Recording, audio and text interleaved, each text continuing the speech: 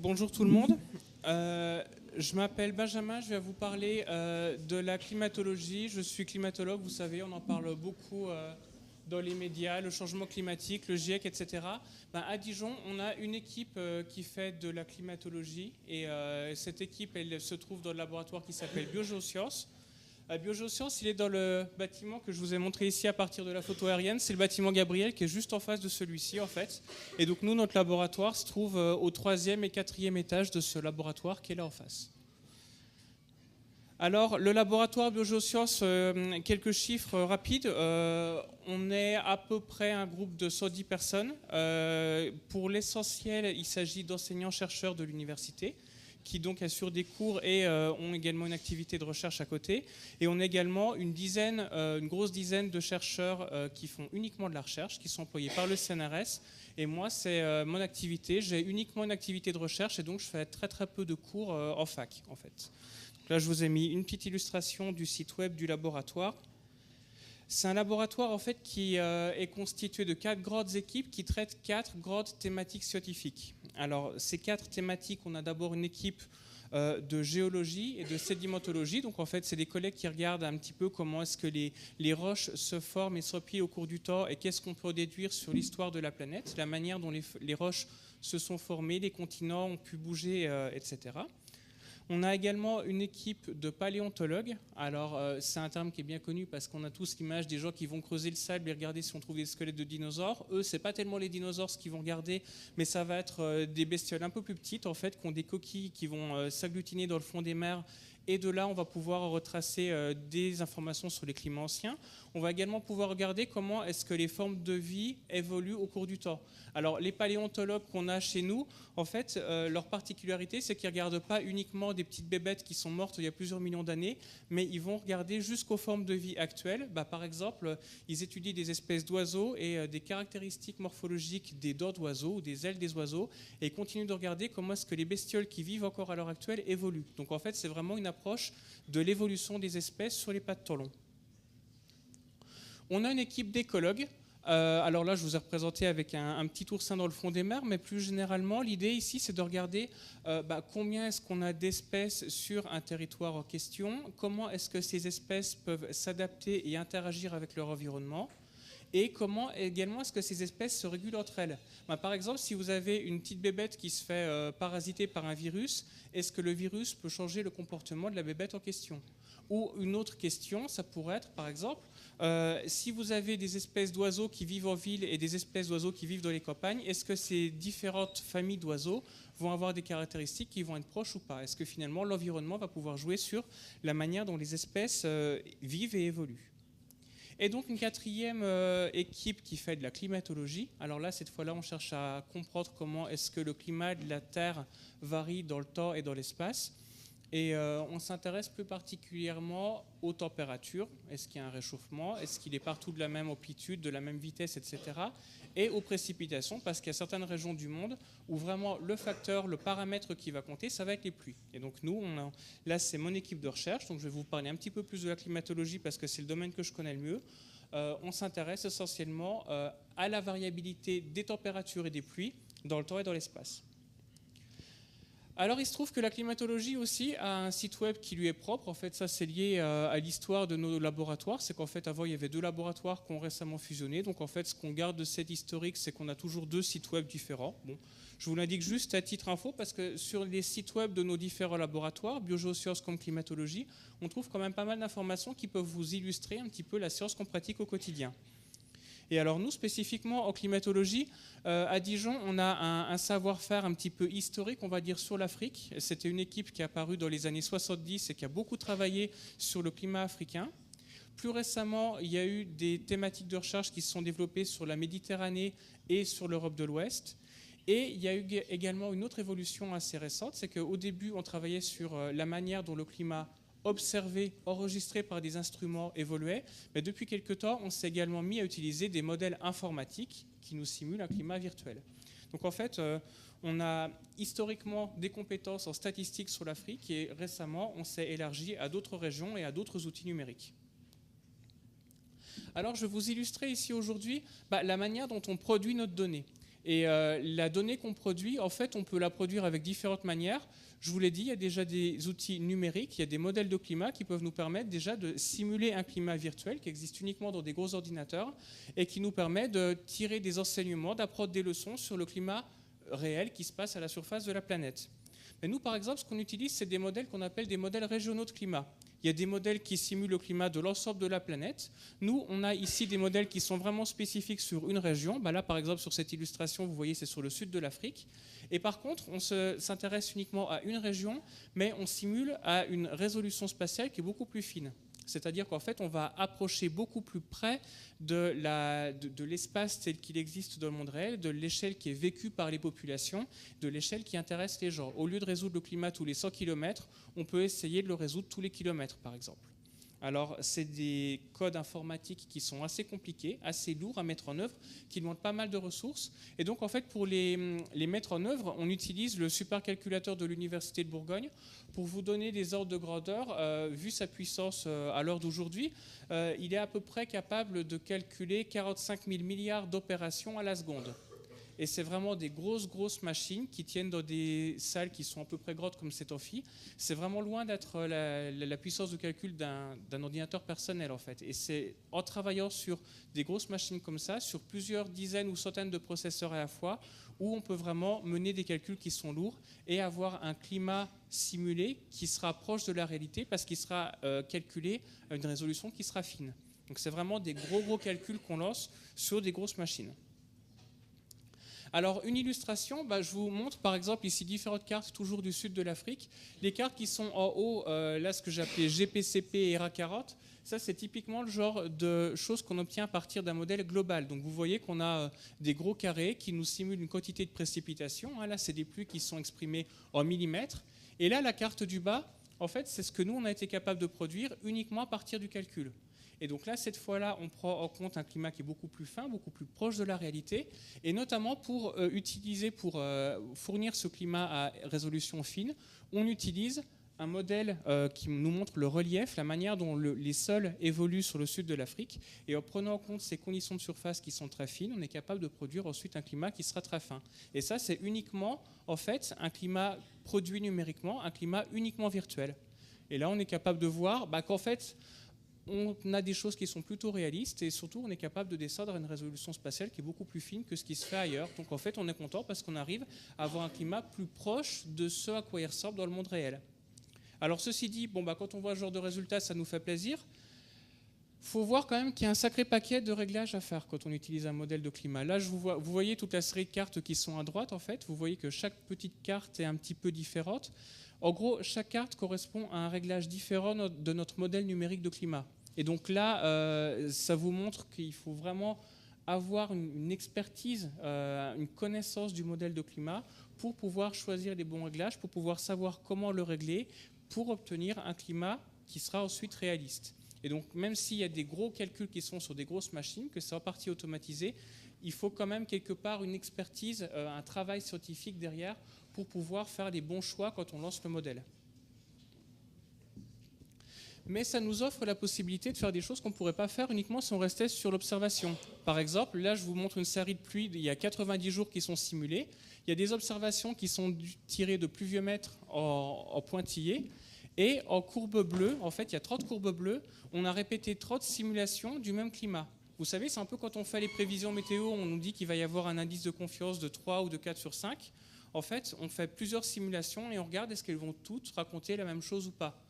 Et là, ce qu'on voit, c'est qu'il y a des fois des moments au cours de la saison des pluies, par exemple aux alentours du jour 50, où les 30 simulations racontent à peu près la même chose.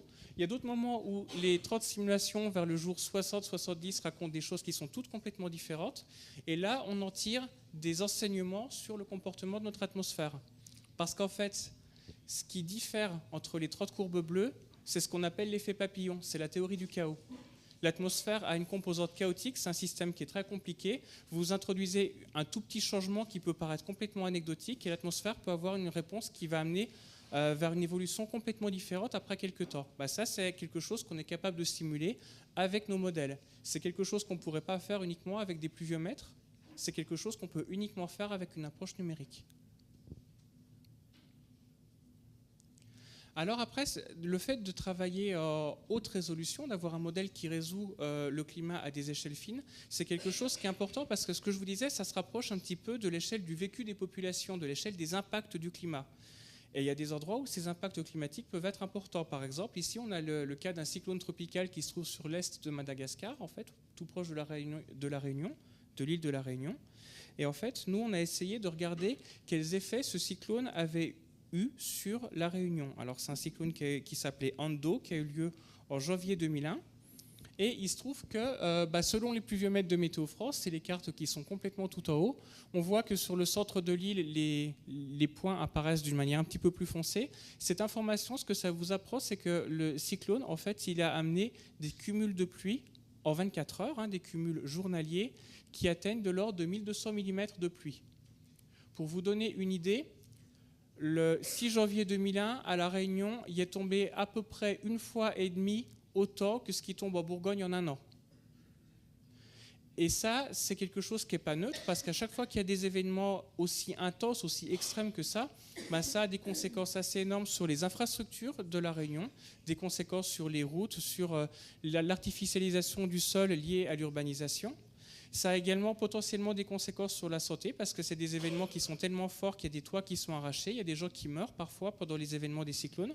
Et donc c'est extrêmement important pour nous de réussir à bien simuler ces événements pour à terme essayer de prédire à l'avance leurs effets.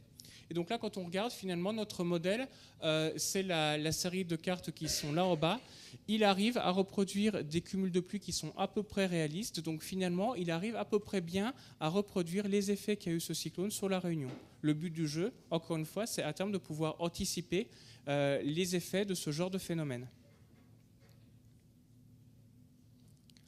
Alors, on produit la donnée numériquement, je viens de vous l'illustrer, et on la produit également à partir de relevés instrumentaux qu'on fait nous-mêmes. Le plus exotique de ces instruments qu'on maintient, c'est ce qu'on appelle un TEOM. C'est en fait un instrument qui permet de mesurer les poussières sahariennes, et on l'a implémenté, en fait, on l'a implanté depuis le début de l'année 2012 au Burkina, dans une petite ville qui s'appelle Dédougou.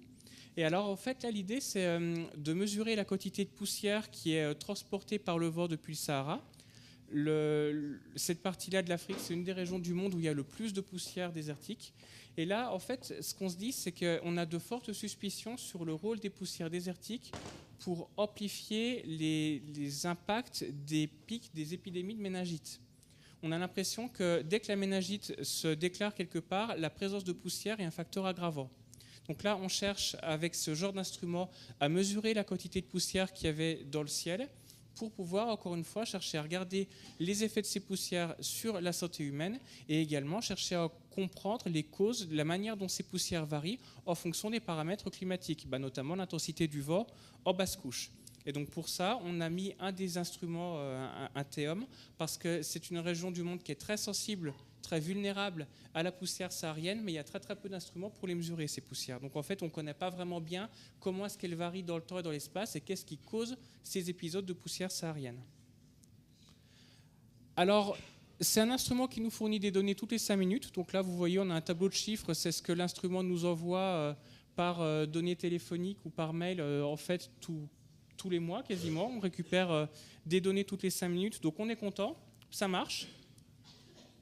Mais non sans quelques difficultés. Regardez, là, c'est comment notre instrument est raccordé au réseau électrique en Afrique. Alors, on est content, ça tient, on croise les doigts. Pour l'instant, ça continue de tenir. Mais quand on voit ce genre d'installation, on se dit que finalement, ça reste relativement fragile. Ça aussi, c'est un des aspects de la science auxquels on ne pense pas toujours. Mais ce n'est pas toujours évident d'aller mesurer certaines données dans des pays comme les pays qui sont au sud du Sahara. Ça, c'est quelque chose, une des difficultés auxquelles on est confronté. Heureusement, on n'a pas que des instruments aussi exotiques que ça. On a également tout un réseau de pluviomètres, par exemple, sur la Côte d'Or, sur le vignoble de Côte d'Or. On a une petite cinquantaine de thermomètres et de pluviomètres qui sont installés du côté de la butte de Corton, pour ceux qui connaissent, c'est au nord de Beaune. Et alors là, l'idée, c'est d'avoir vraiment un réseau qui spatialement est très dense, sur un terroir réputé avec une topographie qui est quand même assez contrastée, avec des buttes, des collines, des vallées, des reculées, etc. Et alors là, notre réseau est capable de nous renseigner la manière dont le climat varie, les températures et les précipitations varient à des échelles très très fines. Donc là, c'est la donnée brute. Et après, la plus-value qu'on apporte par l'analyse scientifique, en fait, c'est de chercher à comprendre la cause de cette variabilité. Alors nous, en tant que climatologues, on connaît la manière dont le climat varie à des échelles larges. Par exemple, c'est la série de cartes que je vous montre en haut à gauche, là, la manière dont la météo varie à l'échelle du bassin de l'Atlantique Nord et de l'Europe de l'Ouest. Ça, c'est des choses qui sont assez bien connues. Et maintenant, après, la question qui se pose, ça va être de savoir comment est-ce que cette variabilité du climat à échelle large va pouvoir influencer un terroir viticole qu'on a ciblé, qui est la butte de Corton, à des échelles très très fines. Et donc là, cette fois-là, c'est par l'analyse, c'est par notre savoir scientifique, on va dire, par les méthodes scientifiques qu'on va mettre en œuvre, qu'on va essayer de faire le saut d'échelle entre vraiment l'échelle météorologique large et notre terroir viticole.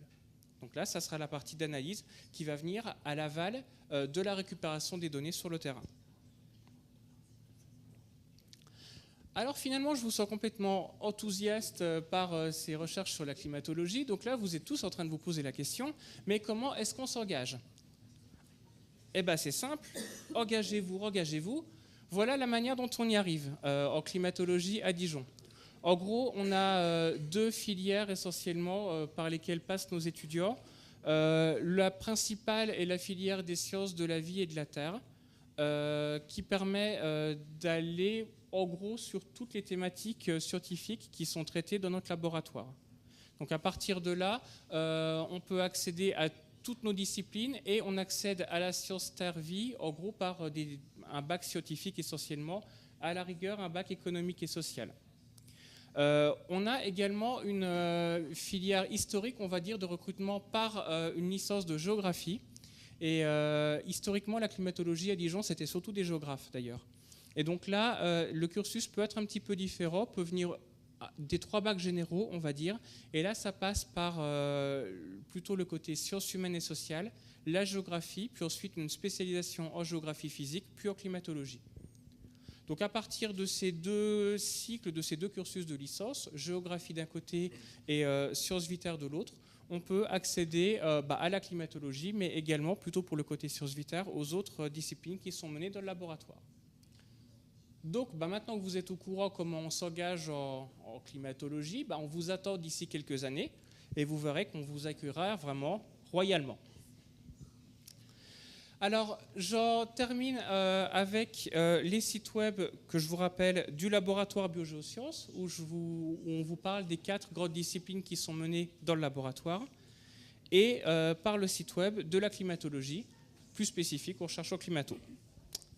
Voilà, merci beaucoup.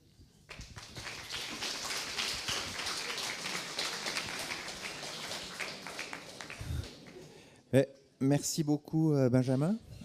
Et donc maintenant vous êtes habitués. Est-ce qu'il y a une ou quelques questions ?